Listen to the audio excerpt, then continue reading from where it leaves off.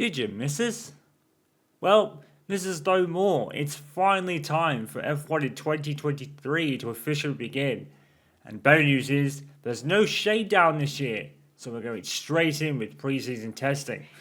So here we go again. I'm Mr. Chaos and welcome to Bahrain for the pre-season testing. It may be a brand new year, but if we're honest, most of us are still getting over last year, especially the chaos on the final lap in Abu Dhabi. Thankfully, shrouded much less controversy for 2021. For 2023, we had 3 rookies joining the grid, one of which joins the new team Konnersport, 2 new tracks in Qatar and Vegas, which Aaron will take us through in a moment, and even some new equipment in the studio thanks to many new purchases during the summer break. A new and improved PC system for races, a new desk, the Elgato Facecam 4K, and even the Elgato mic arm. Sure, they're very small things, but they will all play a part in the coverage this season. And if 2022 is anything to go by, then hopefully we're in for another cracker of a year. How will the new Konnersport team fare in their debut season with the wealth of funds behind them provided by Butler Global, led by renowned team principal Chris Whiteman and Aiden Jackson alongside Indy 500 winner Devon Butler at the wheel?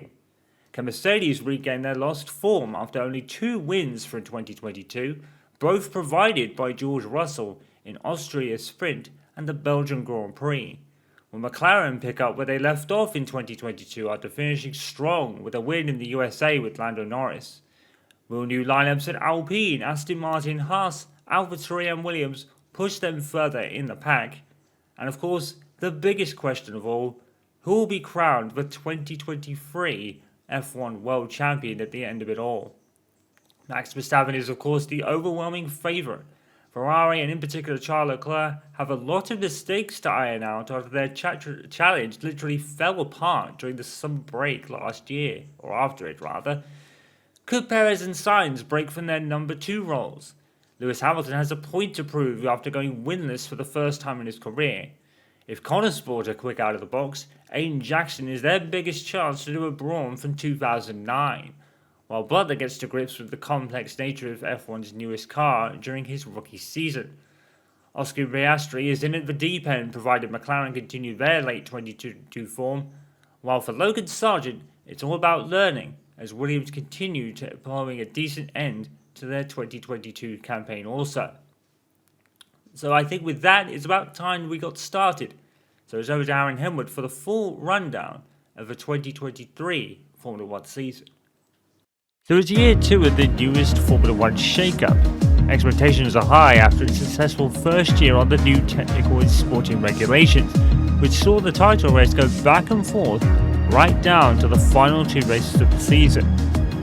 Ultimately, Max Verstappen and Red Bull triumphed, and as a result there is no changes on the driver front for the new Constructors' Champions, as Max is of course paired with Sergio Perez, as Red Bull's philosophy switch paid off in spades.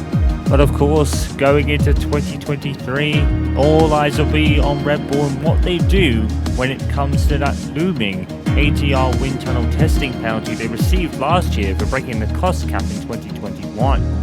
Will they go all out early and hope to build an unassailable lead, or will they wait and play catch-up, hoping the lead isn't unattainable?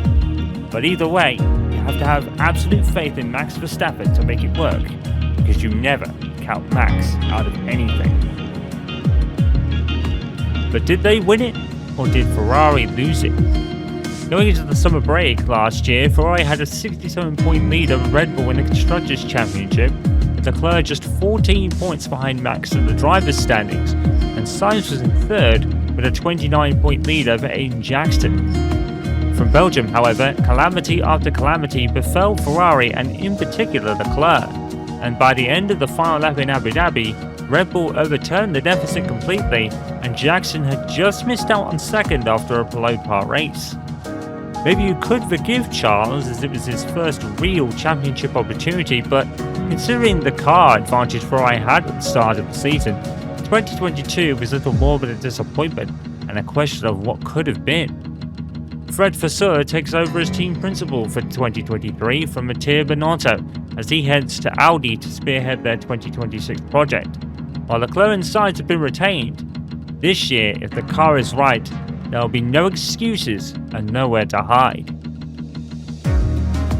Mercedes' mega run of championships came to an end last season, and not only that, they were beaten by the prototype Audi team to third in the constructors' standings by a point after a last lap pass from Mika Hakkinen on Esteban Ocon with that 7th place. Mercedes have gone back to black for 2023 and have retained Lewis Hamilton and George Russell, who are contracted till the end of 2024. Hamilton now, you feel, has a point to prove after going winless for the first time in his career and losing to a teammate for the first time since 2016. But what of the obvious elephant in the room, Aiden Jackson? As a side note, he and Mick Schumacher have joint responsibilities as reserve drivers. McLaren's late 2022 form surge came from nowhere after a rather anonymous start, but Norris's win in the USA not only reassured them, but also vindicated their relentless pursuit in the end of Oscar Piastri, who is very much the man to watch this season after dominating F2 in 2021. With a year now under their belts, expectations are high for the Qatar team to flourish once again, and like last year, they're rather dark horses for a title challenge. Alpine with the midfield team that made the biggest step forward last season. Well, at least on the racetrack anyway. Off the racetrack, however, they what the current generation would call fumbled the bag, losing both Fernando Alonso and Oscar Piastri in a matter of a week, and having to settle for two drivers who were not the best of friends, to put it mildly, in Pierre Gasly and Esteban Ocon. In fact, sources have constantly reported during this winter break that most of the team are at odds, and big changes could be made during the season. And it's fair to say, with all that going on, that all the progress they made on the racetrack last year could more be undone. Yes, they may be the most interesting team to watch this season, but mostly, probably, not for all the right reasons. Alfa Romeo's progress went mostly unnoticed. To be fair, 99% of their 32 points were scored by Bottas, while Zhou Guanyu only scored 3, but to be fair, that was very much an improvement compared to 2021. The big news for them, of course, is that this is the final year of Sauber's title sponsorship deal with Alfa Romeo, and with the withdrawal of prototype Audi, the Sauber to Audi 2026 roadmap now continues as normal. In 2023, they're of course sticking with Bottas and Zhou Guanyu. With Gasly snapped up by Alpine, many names were in consideration at AlphaTauri to partner Yuki Tsunoda, including a very left field one in Nick de Vries. The most obvious choice, you'd think, would have been Liam Lawson, who finished runner-up to Callie last season in F2. Instead, however, they went with Daniel Ricciardo, who'd of course fallen out of favour with McLaren. Seemingly in a similar strategy to the main Red Bull team, AlphaTauri are going for a stability lineup, which allows Lawson to continue his development in the reserve role at both teams, while Ricciardo will also play the secondary reserve and the main team as well. Haas did take a step forward, but it wasn't as big a gap as many were expecting, including themselves. Despite moments of bad luck, Mick Schumacher had let the side down for the most part, particularly in Zandvoort by throwing away an almost certain points finish. In fact, Mick didn't score a single point at all. Compare that with Kevin Magnussen, who, if you remember, didn't even have a seat before the opening race of last season. He became part of a hero comeback story, even getting a podium in the craziness of the British Grand Prix. But even then, the team finished the season with 8 less points than in 2021. Schumacher predictably lost favour with the team after Zandvoort, and in a somewhat irony has been replaced by the returning Nico Hülkenberg. The irony being that Mick was among the names to replace Nico at prototype Audi after he was called up by Raven West to replace Laura Carvalho, who suffered an injury during the Grid World Series season. Also, Nico is only being loaned out to Haas until the call-up to the main Audi project, which could be earlier depending on the driver lineup changes if needed at Alfa Romeo/Sauber. Aston Martin were unanimously the most disappointing team in 2022, scoring just 11 points ahead of only Williams. The one silver lining is that they somehow managed to convince Fernando Alonso on board to replace the retiring Sebastian Vettel. And Price has been guessing who his teammate is. Of course, it's Lance Stroll. Interestingly, Team principal Mike in the week preceding preseason testing has stated that 2023 should be a much better year if our numbers are right. Let's hope so, because they really need it after last year.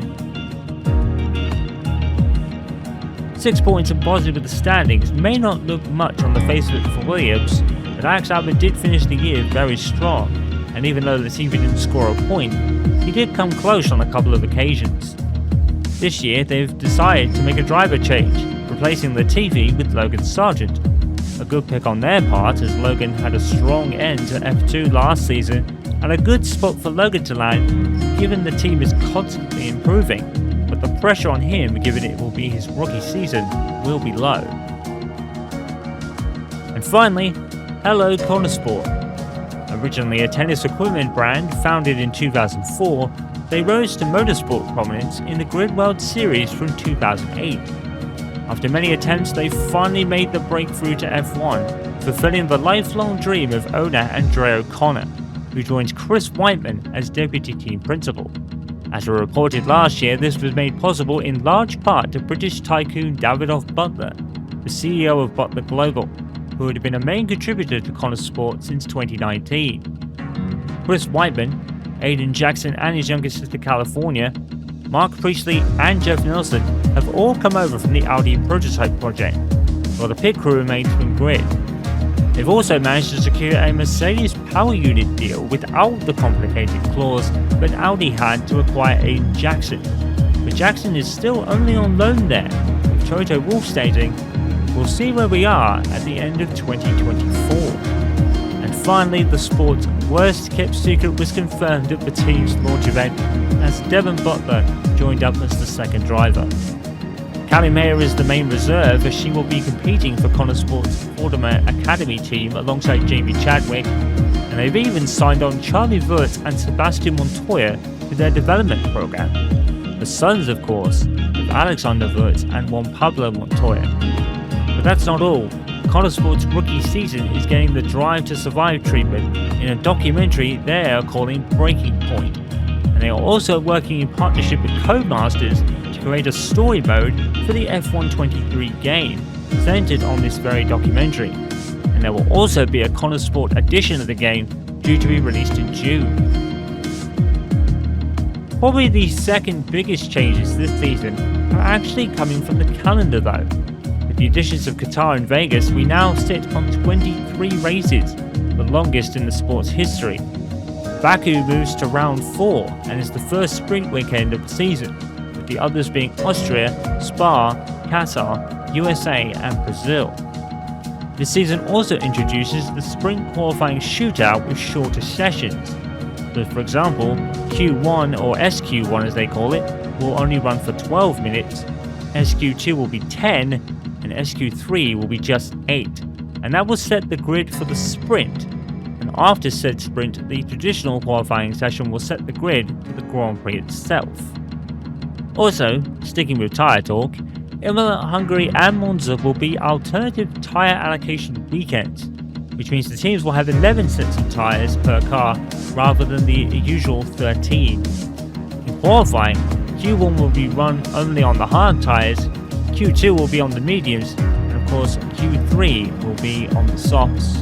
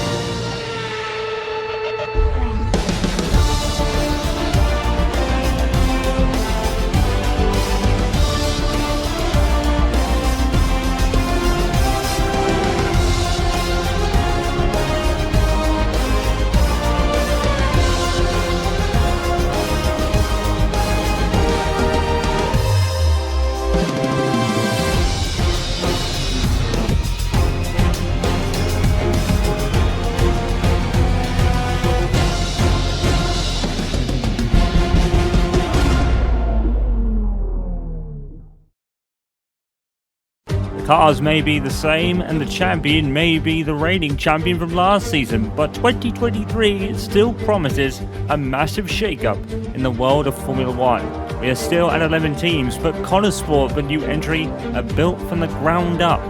And for the rest of them, it's pretty much business as usual. Except for one thing, we're not doing a preseason shakedown this year, it's straight in with preseason testing here at Bahrain. And so with Aaron Henry in the commentary box to begin the 2023 Formula 1 season. Thank you, Chaos. Good morning, everyone. It's a very strange thing to say, but at this time of year, it's very apt. We are here for preseason testing. As Chaos said, there is no shakedown this year, because we are in the second year of this new technical regulations, and almost everyone should be on top of them by now.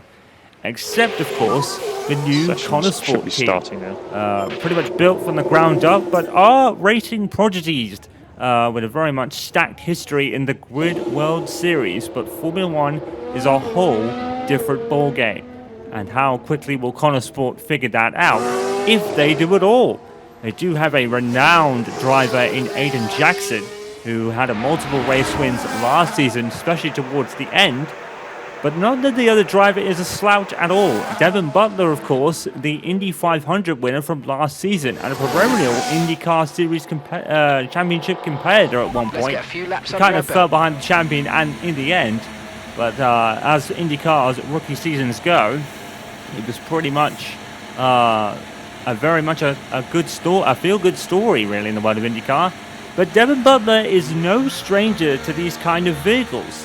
Of course, in 2019, he competed against Aiden Jackson in Formula 3, with Jackson coming out the eventual winner. Speaking of Jackson, he's out in the new Konnersport car, a very nice looking livery on it this year. It's definitely a very striking car. You won't mistake it for anyone else, I can tell you that for free. But to continue with Butler, obviously competed in Formula 2 in the following season. And then, obviously, in 2021, actually, Devon went on to win Formula 3 in the following year in 2020. And then in 2021, made the step up to F2. You can't really blame him for not winning the title, because Oscar Piastri, who is the rookie, or one of the other rookies in the McLaren this season, dominated proceedings that year, and pretty much no one was beating him. So with no seats available, Devon went to spend a year in IndyCar, and it's pretty much refined him. Because Devon was well known for his questionable driving at times. Who remembers that time when he and Jackson got together in Austria? All it did was fire Jackson up, and he was able to fight back for the field and pass him towards the end. Devon wasn't particularly happy about that. Very outspoken in how he should have earned the penalty. Everyone else just really shrugged it off as a matter of arrogance. But Devon has certainly built over the last few years, but he's certainly refined himself somewhat. It's turned his arrogance a little more into confidence, but we'll get a better picture of that as 2023 goes on. So, Red Bull, the reigning Constructors' Champions then. No changes there, of course, with Verstappen and Perez, but as we explained earlier, they have that ATR wind tunnel testing penalty acquired from 2022 because of breaking the cost cap in the previous season. It's a 10% cut of their original allocated number, which I believe, I don't really want to go into the exacts here because I don't really know what it is with the wind tunnel time. I think it's about a minimum of 6 hours. I think for the top team it might even be 3, because of course the wind tunnel time is allocated for where you finish in the previous season's constructor standing. So to put that in simple terms, Red Bull would have the least wind tunnel time available to them, plus the 10% penalty that they already have on top of that.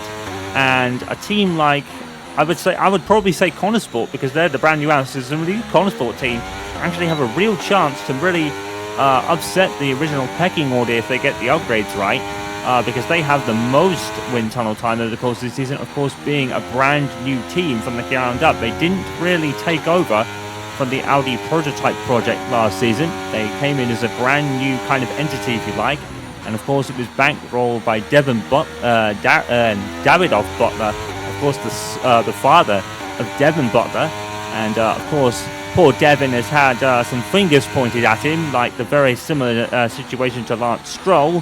But like Lance Stroll, Devon's other achievements in other categories really speak for themselves. So hopefully, Devon really has a chip on his shoulder a little bit and a point to prove. It's just kind of unfortunate in a sense that his teammate is a much stronger Aiden Jackson than the one he faced in 2019 in Formula 3. And that Jackson was strong by himself. So the cards are pretty stacked against Devon. He may have the backing of his father, but he certainly needs to make his words talk on the track. And with Aiden Jackson in the form he's in at the moment, that could be very difficult to do. But of course, the big what-if story from 2022, of course, was the Ferrari. What happened to Ferrari and Charles Leclerc, who had a torrid last 3 or 4 races, getting involved in all sorts of needless incidents, and Ferrari pretty much throwing away both titles, even though I think Max probably led most of the drivers for the majority of 22, especially in the second half. But Ferrari had a very much almost unassailable lead at one point, about 60 or so points ahead of Red Bull, and it looked like Red Bull weren't going to be able to catch them. But they overhauled the deficit completely and won the title by, I think it was a point in the end. Mercedes, the third team we'll talk about. Lewis Hamilton with a bit of a point to prove now after going winless last season. Not that it was his own fault, to be honest. In Hungary, he should have won rather convincingly, but the engine gave out. Team number 4, Alpine, obviously moving up from 2021 in terms of the standings, and but unfortunately for them, it's becoming a bit of a circus in terms of the staff. Alma Savner and most of the other staff in there could be on the chopping block mid-season with all the turnover that's going over at Alpine right now. And as we said earlier, they pretty much dropped the ball, losing Alonso and Piastri. They could have probably had the strongest driver lineup on the grid had they been able to retain both, which they unfortunately couldn't do. And to be fair, Piastri was only promoted somewhat after Alonso was confirmed to be leaving to Aston Martin, which sent shockwaves through the F1 paddock. And on the face of it, is Fernando Alonso going to have another page to his bad decisions quota? Well, Mike Crack has been the team principal of Aston Martin has been very bullishly confident in the week preceding this session. Our numbers are very good, he said, and we should be in for a much better season. Aiden Jackson, one of the first drivers to set a time on the board. I don't think it was anything really competitive. I think Jackson was just trying to get a run in the car and get a feel for it. Jackson will be hoping for a much more stable car than he had last year. Continuing with the team rundown, we'll go to Alfa Romeo. No real changes there. But as we said, Alfa Romeo really now just in their final season as Sauber's main contributor, if you like, as Oscar Piastri goes top of the board in a McLaren. That's impressive for the rookie, and we almost forgot McLaren for a moment. The key thing is to keep the tyre in good shape. Keep the tyre in good shape. So, yeah, we almost forgot about McLaren for a moment. Big change, losing Daniel Ricciardo, or rather replacing him with Oscar Piastri. I mean, on the face of it, you could probably understand it. Piastri, as we said, the main absolutely dominating force in 2021 in Formula 2. Absolutely won it by a major majority, really. No one was really catching him.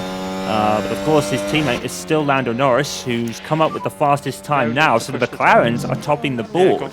And McLaren ended 2022 very, very strongly indeed with a win from Lando Norris in the USA. So now that Norris has got that race-winning feeling again and Piastri's in the car, where will they be? It is one of the biggest questions of 2023, aside from what Red Bull will do with the penalty. But right now, Max Verstappen has just absolutely lit up the timing board, 1 second quicker than Norris and Jackson already. So that probably doesn't vote well for the rest of us, but we'll see where they are later. No curbs. Copy. I've always been a big fan, and I think a lot of people pointed this out in 2021, that a lot of people who are real huge fans of Oscar Piastri's just absolutely ice-cool demeanour. He's just very cool, calm and collected about anything that happens to him. He rarely gets really riled up. And that could be a real good trait of his as he progresses in his career. So here is the appearance of the teammate of the second driver of Konnersport, Devon Butler, Indy 500 winner. Certainly no slouch. a lot of the people that have pointed fingers at him, calling him a very similar situation to Lance Stroll, it's very unfair. Because like we said, Lance Stroll had previous categories that spoke for themselves. Devon Butler's probably around more than that. He's taken a very similar career path to Jacques Villeneuve. We all remember that Jacques Villeneuve in 1996 or 5, I believe, was an Indy 500 winner. I think it might have been 1995, actually. He won the Indy 500. A year later, he was in the all-dominant Williams of 1996 and 7 and became a champion in the second year. We don't know whether Devon Butler's going to be that exactly, but it certainly is a step in... it's an unusual scenario for Devon because he knows these cars. He's had probably a couple of runnings of them in the past, but not really many to get his feet wet. It's really going to be dependent on what Konnersport do in terms of how they will get out of the blocks. Jacques Villeneuve had a pretty rocket ship type of car for the first couple of years, as the Williams was virtually unstoppable, especially in 1996, before Michael Schumacher and Ferrari in particular caught up in 1997, and we know how that year ended. Devon Butler's in a pretty much of a different situation. Konnersport's a really unknown entity, as he unfortunately heads back to the pit, so it looks like he was just getting a sighter on the hard tyres. I think this test session and probably the practice sessions in Bahrain, I think Konnersport are probably just going to, for the most part, just gather some data. And as we said, they're a completely unknown entity being built from pretty much the ground up. The only assets they have from prototype Audi is Aiden Jackson, Callie, Marc Priestley, and Jeff Nelson. That is 2 drivers and 2 engineers. Callie is, of course, going to be competing in Formula Academy under Konnersport banner this season. So we'll keep you updated on how she goes in that kind of realm of things, as Formula Academy makes its debut this season, as they pick up from where the W Series, rather, I almost said WWE for a moment, the W Series, which really folded a few years back. The Formula Academy has picked it up and is now an official Formula kind of 1 stepping stone, if you like. And Callie is certainly the one that spearheads the whole idea, really, because Callie is coming in to this season as the reigning F2 champion by an absolute, really consistent majority, to be honest. Her consistency was almost mind-boggling, how consistent she was. Even at times where she started at the back of the grid, she somehow managed to get some points. So despite Liam Lawson grabbing a double for the first time in Formula 2's history at the Spanish event, Callie was just constantly in the points with very few problems to her name, and that's one of the title. Remember that those comeback drives in Monaco from the back of the grid, or at least the first one. The second one, and she unfortunately retired with a puncture towards the end of the race due to very much a tyre bug that was ever present in that season. We hope that for the main game this year we won't have that problem. We shouldn't do, I think. I don't think it was ever a problem in the initial kind of ways of the game. So we'll have to keep an eye on that one. So to continue with the team rundowns, Alfa Romeo, the final year of their contract with Sauber, they'll come back to Sauber in 2024 for a couple of years before coming the Audi Works team in 2026. Next would be this team, AlphaTauri, who we are on board with, Daniel Ricciardo, I think it is, who has managed to find another seat somewhere. AlphaTauri, you probably could argue, maybe should have gone with Liam Lawson, but they went with Daniel Ricciardo instead. And of course, Nick de Vries was kind of an outside shot after he somewhat impressed on his debut for Williams. He didn't really get to do a lot in Monza, as he substituted for Alex Albon. Unfortunately, he didn't score any points, as Alex Albon was having appendicitis surgery, but de Vries definitely impressed enough to really catch some eyes, but unfortunately it kind of fell through in a way. One of the brand new visor cams for this year. We had it a couple of times last year on trial, but we've got it kind of fully inundated now. It's going to be probably a big part of our coverage for this season. And there is the striking black livery of Mercedes, going back to black for 2023, and I think by all accounts getting rid of the zero side pod idea, which really let them down for the most part in 2022. But it wasn't to say that Mercedes were not competitive at all. They just couldn't get over the line for that win, apart from George Russell grabbing 2 in the Austria sprint. and the Belgian Grand Prix, which he really inherited from Aiden Jackson dropping out in the prototype Audi car. So that moving on to the next team then, we've covered Alpine, we've covered Alfa Romeo, so it would be Aston Martin I think we cover next. Probably the most disappointing outfit of last season, scoring just 11 points, 10 of which from Lance Stroll, and only 1 for the retired Sebastian Vettel. And he even retired in Abu Dhabi in the most biggest upset of all time, probably, as it really can prove how cruel this sport can be at times. We can use the pace now. Copy. Oscar Piastri, ever the calm and cool and collected customer. Williams had a... that's Cam Magnussen in the sand. I think he might have spun or locked up somewhere.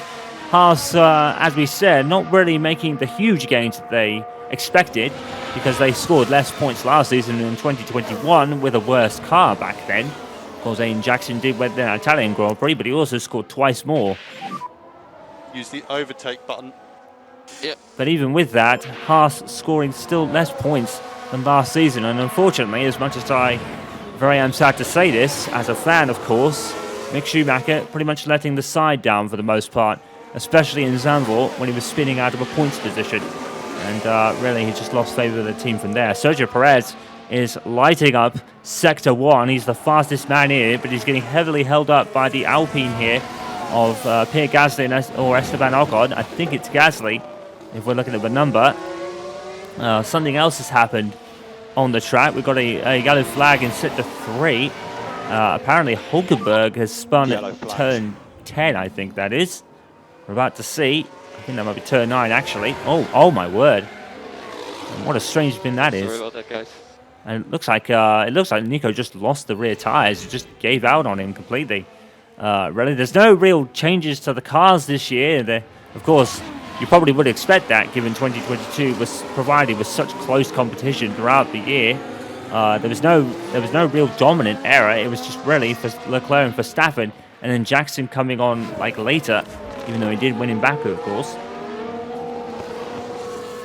So who does that leave? AlphaTauri, we talked about. I think that leaves Williams, just 6 points and last in the constructors' standings. But they definitely had a very decent end to the year, getting points on multiple occasions. Oscar, you can reduce the LICO slightly. Yeah. Of course, the man to watch at Williams this season is Logan Sargent, the third rookie. 3 rookies this year. Devon Butler, Oscar Piastri, and Logan Sargent all making their debuts this year. Devon with Konnersport, of course. Logan Sargent with Williams. Oscar Piastri has hit the jackpot, landing at McLaren. And if we believe their end of form last season, it could be right there. It really depends on what Red Bull do, especially in the early part of the season. They've got kind of 2 options to kind of alleviate the penalty they have. Recharge on is good. Copy. They could either push on from the start. Okay, keep looking after the tyre. Copy. And push on from there and hope the lead is big enough that no one will catch them. Or they can wait and play catch-up later in the year, hoping that the lead isn't unattainable by then. Main challengers probably look like Ferrari again. And of course, coming off 2022, it was a question of what if. So I don't think Ferrari will probably make those bigger changes because the 2022 car worked. It was just Charles was just involved in all sorts of incident, really. He just could not keep his car out of trouble for the most part. The big talking point on the driver front is not only Aiden Jackson and Devon Butler and how that will work, but the very frosty dynamic of Esteban Ocon and Pierre Gasly. Certainly not the best of friends in the Alpines.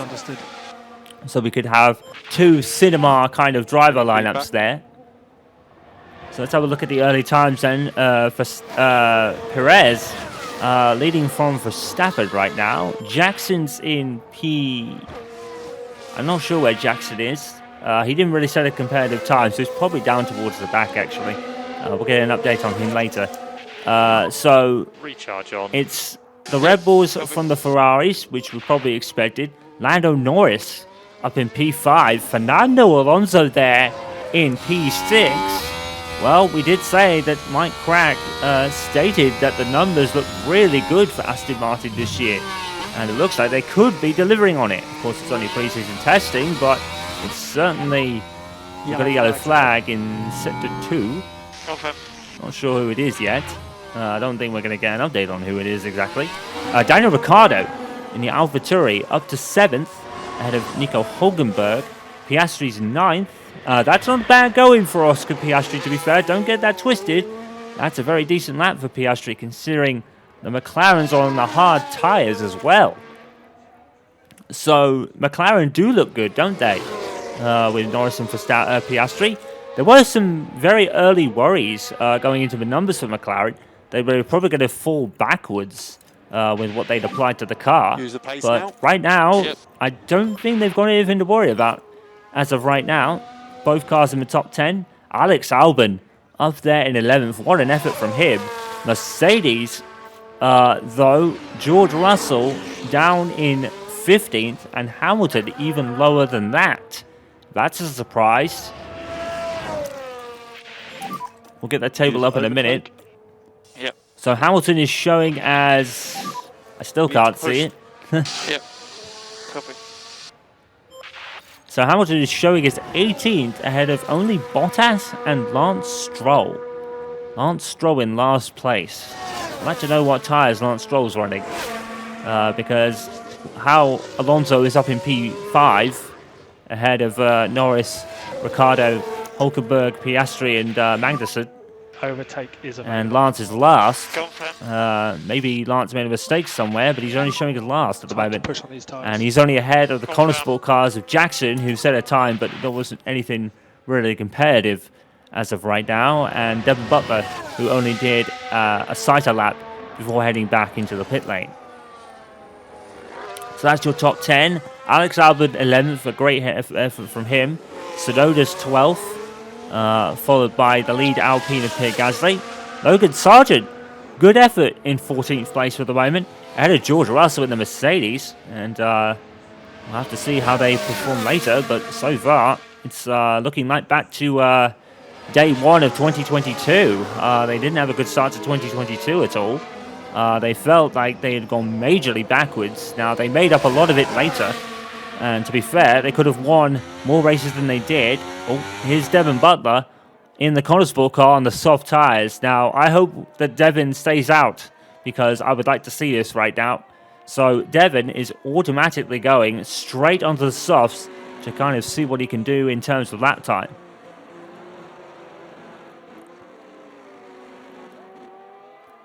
And around turn 10. And like we said, you're not going to mistake the Konnersport cars this season. A very striking livery. Kind of gives me memories of the Jordan team from the kind of late 90s to early 2000s. That striking yellow livery they started using from, I believe it was 1997. The drivers back then were Ralf Schumacher and Giancarlo Fisichella. How time has flown by. Unfortunately, Jordan is no longer a part of the sport after they unfortunately dropped out at the end of 2005 and were replaced, or were rather bought out actually, by the Midland consortium. And they didn't last too long either, sadly. And at one point in 2010, we were up to 24 drivers. Unfortunately, we lost Cater, Manor, and I think it was Lotus.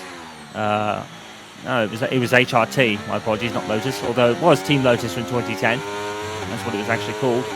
Let's go on board then with Devon Butler around this Bahrain International Circuit. Virtually unchanged, and once again, the season opener in a few weeks' time. Devon coming out of, I think that's turn 6, which is going to be a very contentious corner going into the race weekend for track limits, especially after 2021. When it was the spies amongst the F1 fan base noticed that Lewis Hamilton repeatedly went cutting that corner. Well, not cutting it, but using the track limits, as it were.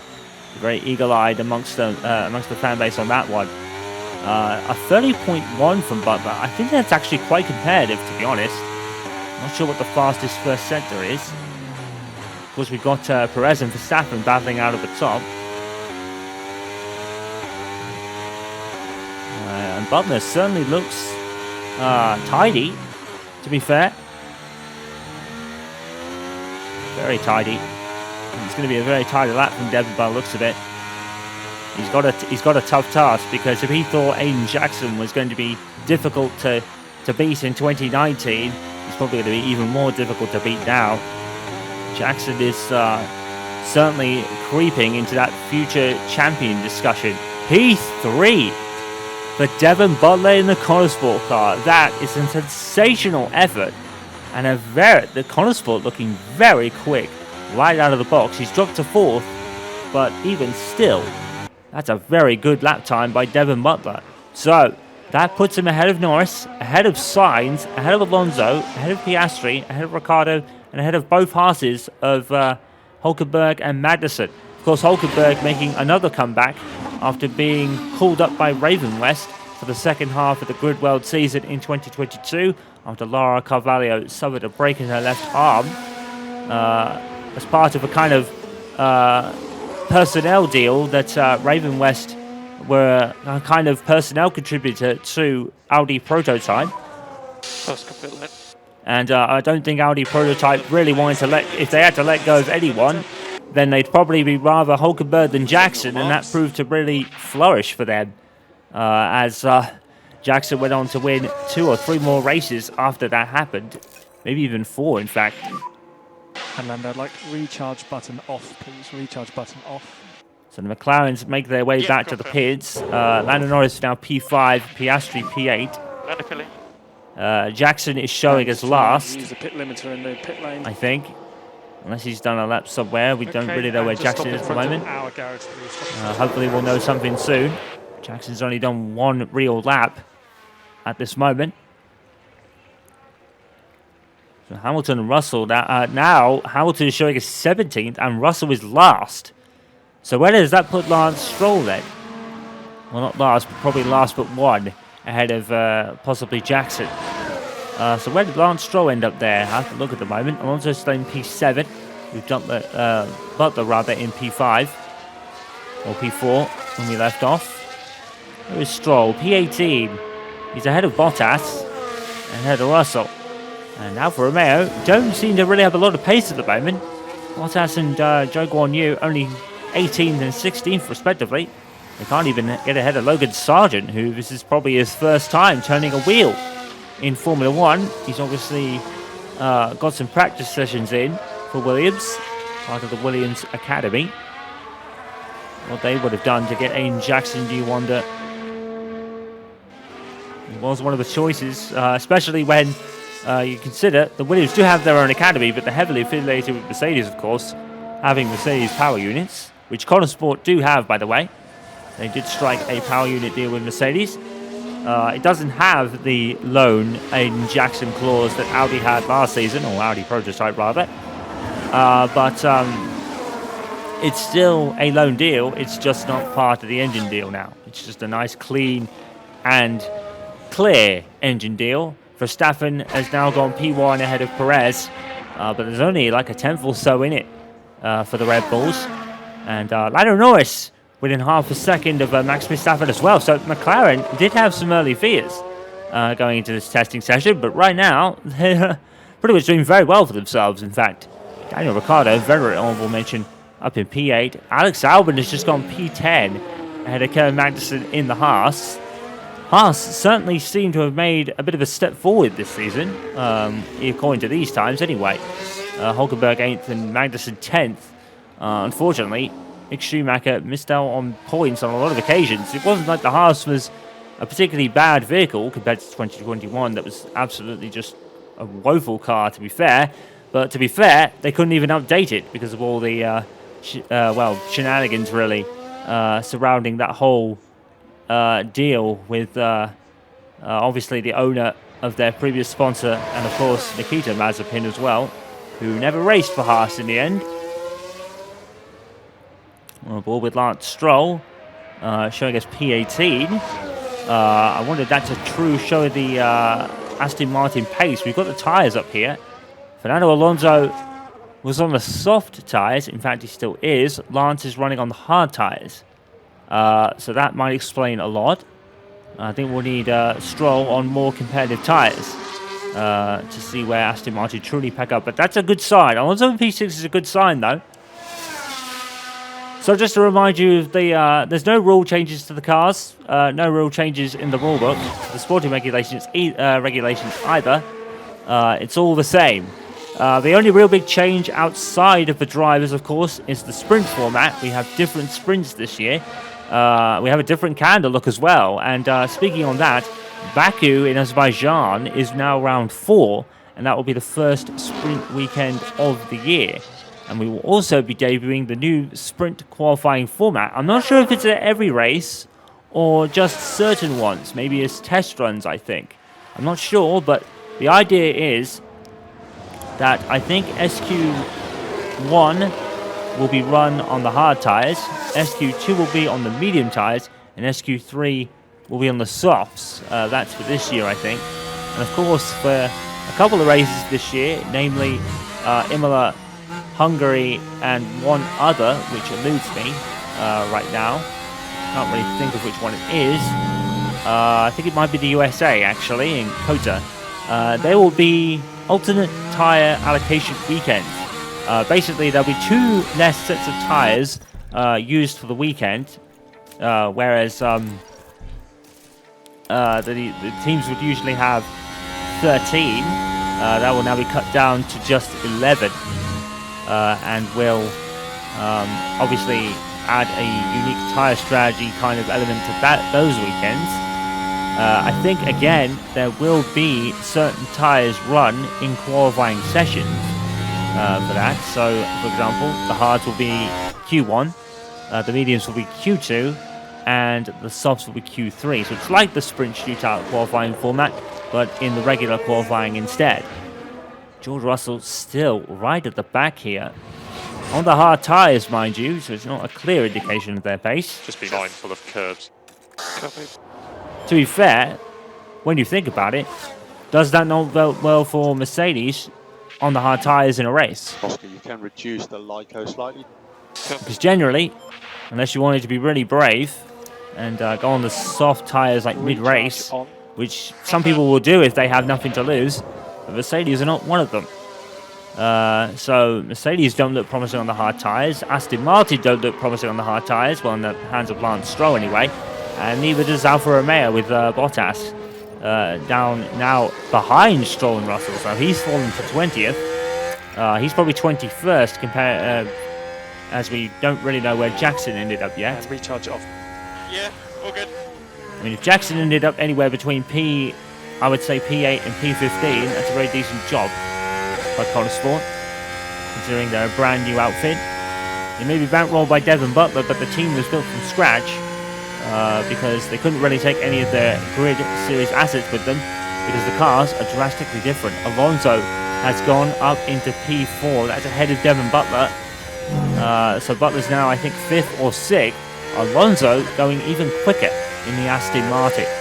Boy, do Aston Martin need that for their confidence after last year, where they were unanimously the most disappointing outfit on the grid. They weren't the worst, by any means, but they were certainly the most disappointing.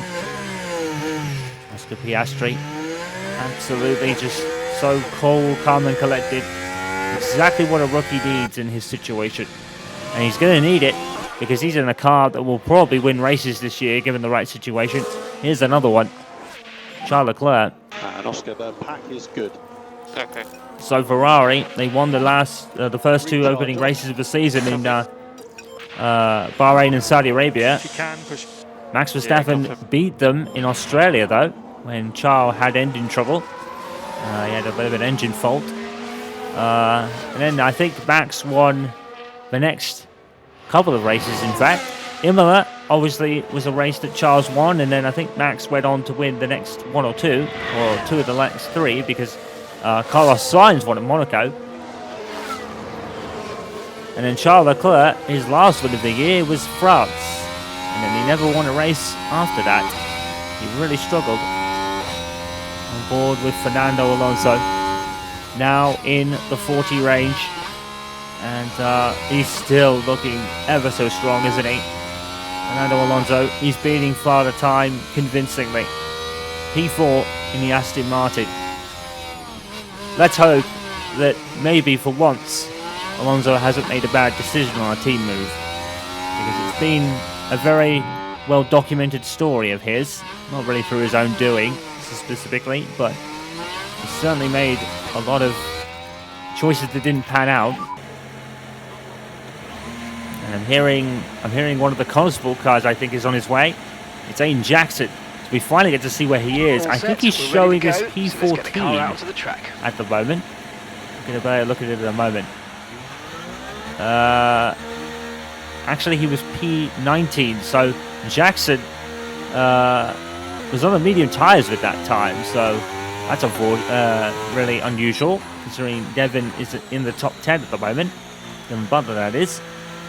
And here comes Jackson. Soft tyres, struggling a little bit to get through turn 2 there. Through turn 3. He made a couple of passing maneuvers there last season in his flight back for the field after a spin on that one. Maybe just hoping that this Konnersport isn't as much of a diva as the Audi prototype car was last year. But once Jackson got to grips with it, he was pretty much up there with the championship leaders. And he even had an outright of the title at one point, if you remember.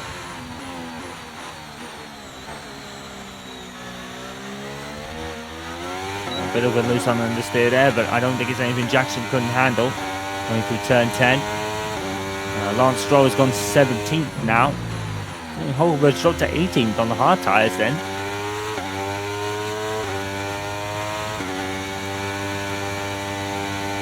Not really flat for, I think it's turn 12. It does look a lot more planted, the Konnersport car. And get some heat into the tyres. Jackson, moving on the straights a bit. Can do that as long as you don't obstruct another vehicle.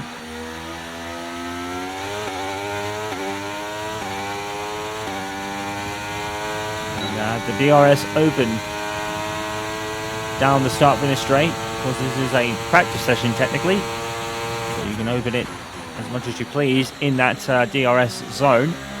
And Jackson has just crossed the speed trap in first place. That's one fast race car then. So Konnersport looked very good on the straights. Devon Butler was actually among the top 5 in the speed trap as well. So Konnersport certainly have a good straight line speed car.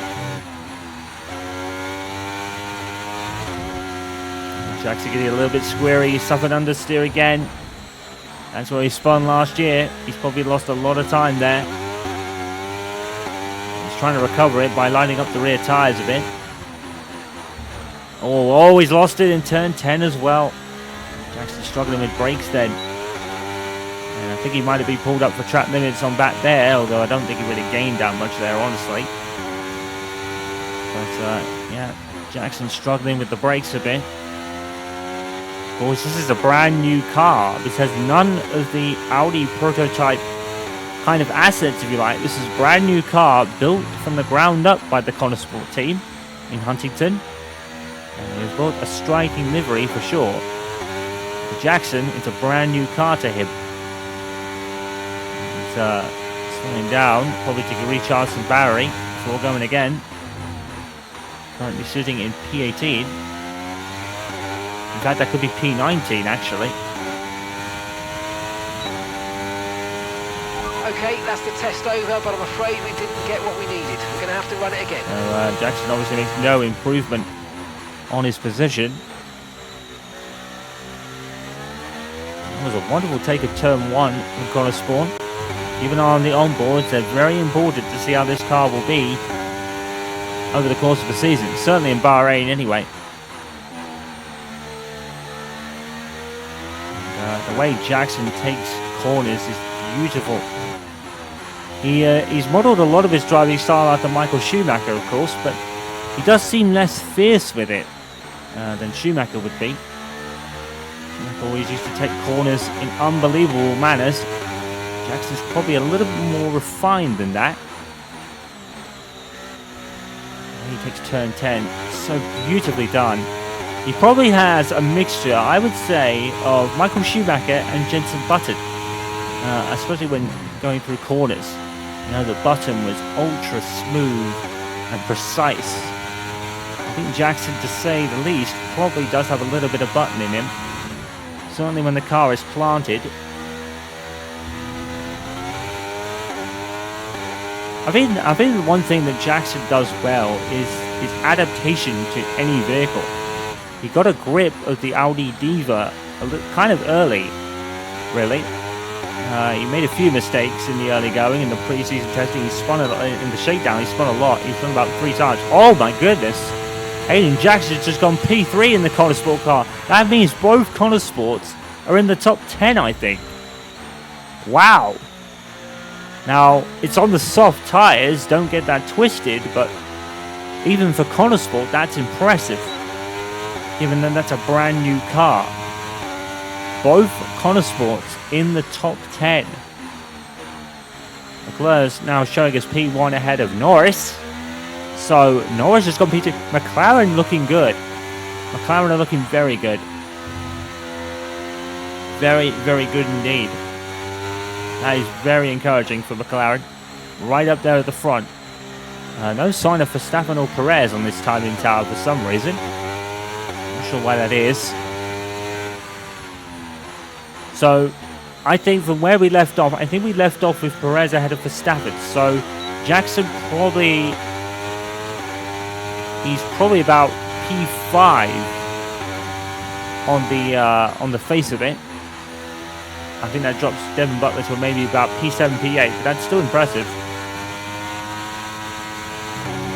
Well, it's showing us P5, so I think he's improved somewhere.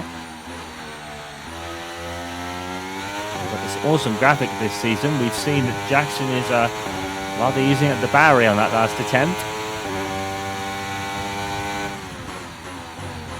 The Audi prototype time was very impressed with how Jackson didn't really utilize the ERS so much.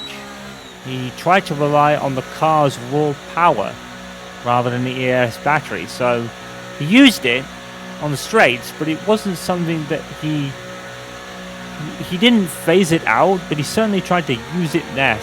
Jackson is very much a purist in that regard.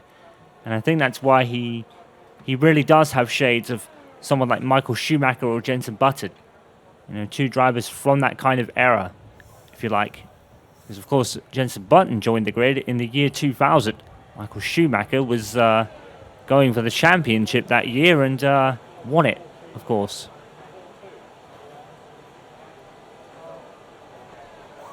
We're returning to the onboard now. We're on board with Hulkenberg. So, it's Verstappen from Perez, Leclerc, Alonso, Jackson, both McLarens, Sainz, Riccardo, Butler, Hulkenberg, Albon. That's 11th for the moment. I think Albon and Hulkenberg might have just jumped Butler, so I think Butler might be 11th now. But don't get it twisted, that's very good. The Konnersport cars definitely look the part. Of course, it's pre-season testing, and the car's probably going to be a little bit different going into Bahrain. Not really that much, but Pack is high. they might bring a couple of small upgrades to the cars in Bahrain. Well, we're not really going to... Well, we are going to leave Bahrain for a bit, but not for very long. I mean the Bahrain Grand Prix weekend, of course. And special, real honourable mention here to Haas. Like being 9th and, I think, 12th, because Butler's 11th. So, 9th and 12th, pretty decent. Oh, Logan Sargent. Logan Sargent has just gone ahead of Kevin Magnussen into 12th. Behind Devon Butler, but not by much. That's a very good effort by Logan Sargent. He might be on the soft tyres, but that's a very positive step for Williams. Are we finally going to see Williams back at the front of the grid? F1 deserves it. Williams, McLaren, Ferrari, all back at the front, competing with the Red Bulls. That's Formula 1, and it's peak times. Well, it certainly was for me. It's mostly Ferrari versus McLaren. In my day, well, my watching days anyway. It's good to see Nico Hulkenberg back. Of course, he had a very unlucky stint with the Audi prototype team. The car broke down twice on him when he was on course for some points. He had a couple of troubling early races. In Saudi Arabia, he didn't make one position up. Could not pass anybody. Jackson was the one flying through the field on the first 2 races. Hulkenberg just couldn't get it to work for some reason. Then he broke down twice in Imola and Miami. And he started to gain some of it back. He got a lot of points in the craziness of the British and Austrian Grand Prix. He almost got a podium that day, but unfortunately, he couldn't get there. And he got still the wait for the podium goes on. Fernando Hulkenberg, very long overdue at this point. He'll get his points, Hulkenberg, in this Haas car. And I think it does look a much improved car from last year. But 2021 was a write-off for the team, of course. So, don't be fooled by the McLarens being a second behind Verstappen. I know it looks worrying, but that's actually not too bad. Because as we said, McLaren had some very worried looks around the camp this morning. They were worried that their numbers probably didn't look very promising, but Norris and Piastri have certainly made it work. Their fastest times are now on the medium tyres, but even on the hard tyres they were impressive. Verstappen has now pegged Perez as Daniel Ricciardo comes in. P8 on his first outing for AlphaTauri, comfortably ahead of Tsunoda, who's struggling in P16 for some reason. Part 17 now, that he's, or even Part 8, P18 now, because both Konnersport cars are ahead of him. Lance Stroll is now last, plumb last, and Russell is only 21st. Recharge, off. Copy. Something is not going right at Mercedes. Although, to be fair, Hamilton has just put a time ahead of both McLarens and Aiden Jackson. So, finally, Mercedes show their hand on the soft tyres, mind you.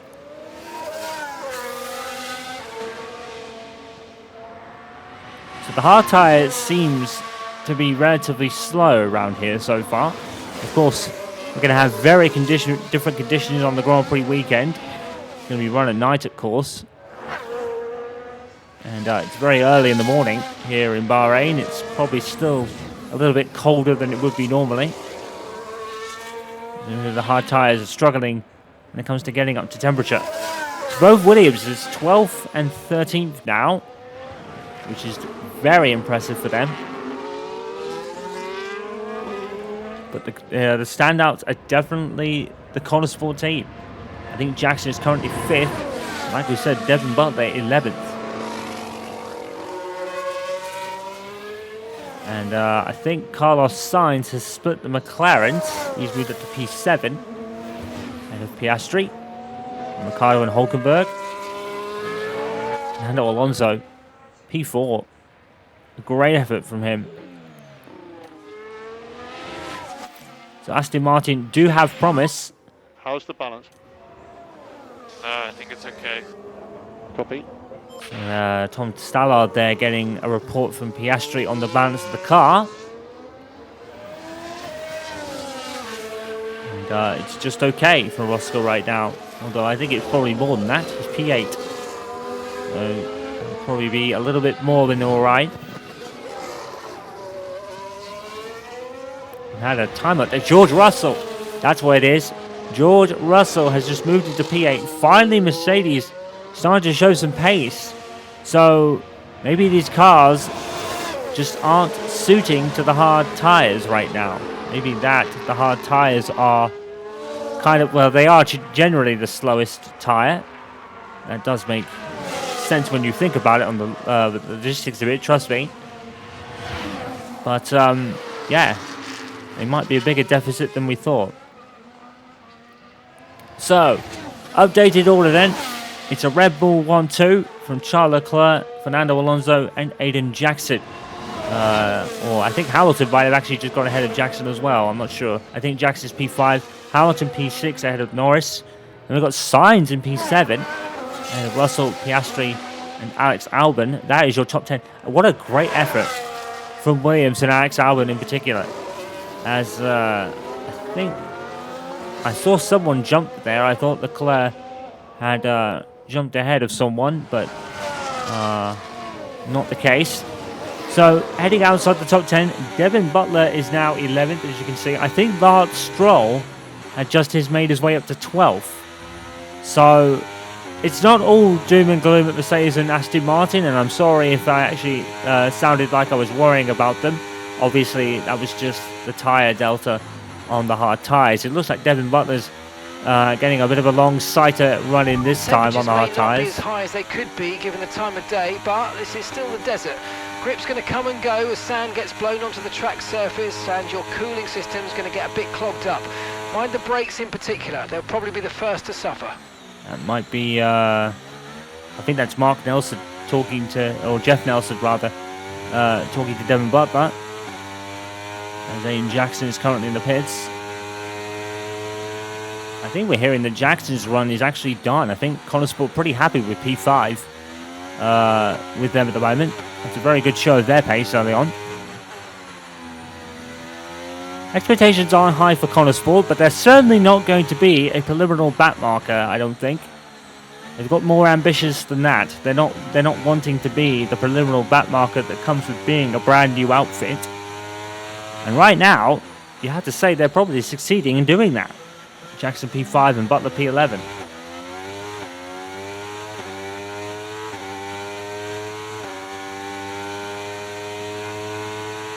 I think Devon Butler's refined style is really showing right now.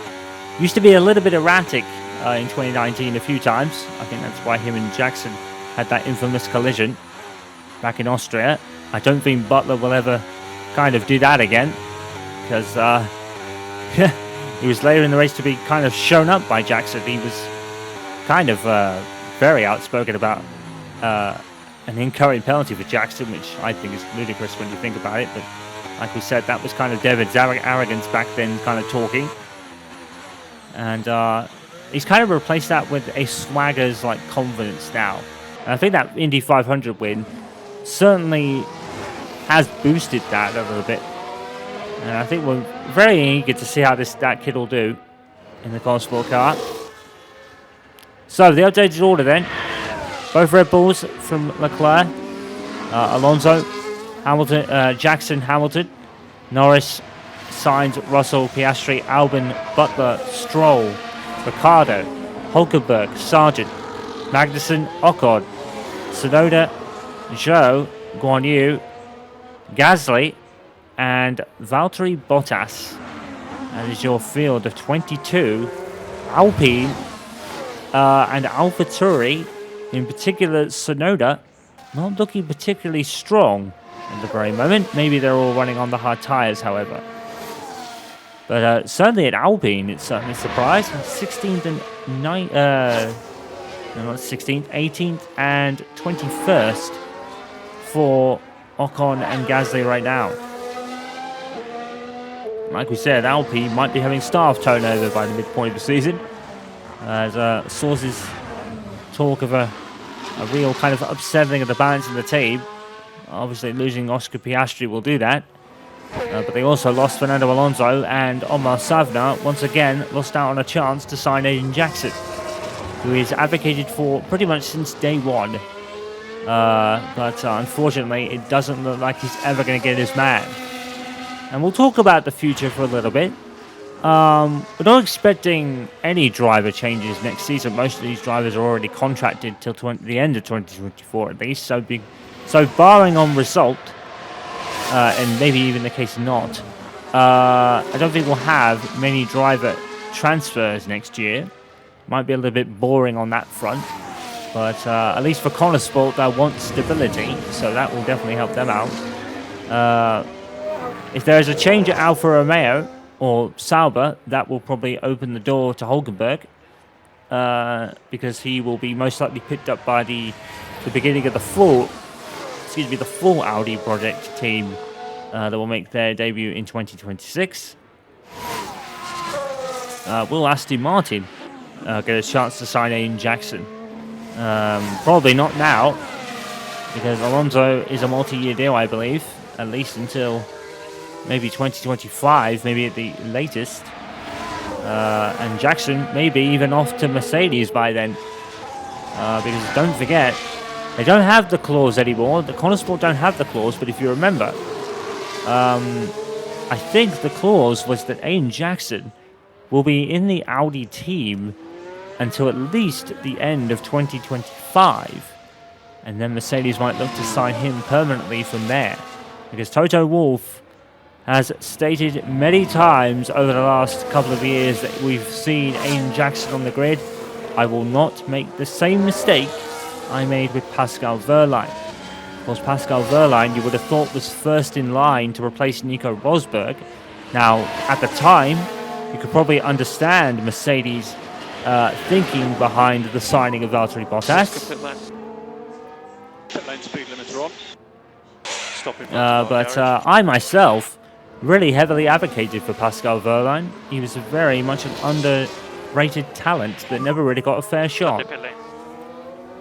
Switch on pit lane speed limiter. Not a fair shot in a higher ranked team anyway, because of course the two teams he drove for were the unfortunately no longer with us Manor team and the Sauber team from those 2 years in 2015 and 16. And then Nico Rosberg retired, and everyone thought Wehrlein was a shoo-in for the Mercedes seat to replace him. Not so. He ended up being with Bottas, and to be fair, it paid off. You can't really argue with the result. It really paid off. But Toto Wolff has always been adamant that he won't make the same mistake. If there is a chance to bring Jackson in at any point, he will do.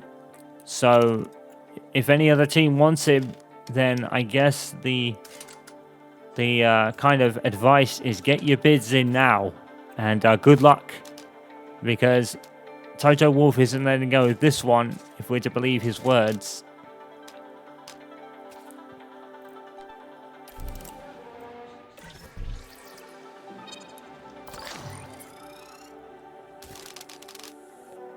And I think we're now into the final 5 minutes or so with this opening day of pre-season testing. Of course, we've got other days to run as well. And so far, it's looking very promising for the Konnersport outfit. McLaren looked better than they expected. Red Bull certainly leading the way. But Ferrari are right there. Mercedes have recovered from a bit of a below par start. They're better on the soft tyres than the hards, that's for sure. The hards seem to be a problem for everyone at this point, as Verstappen comes in, and I think that might be his day done.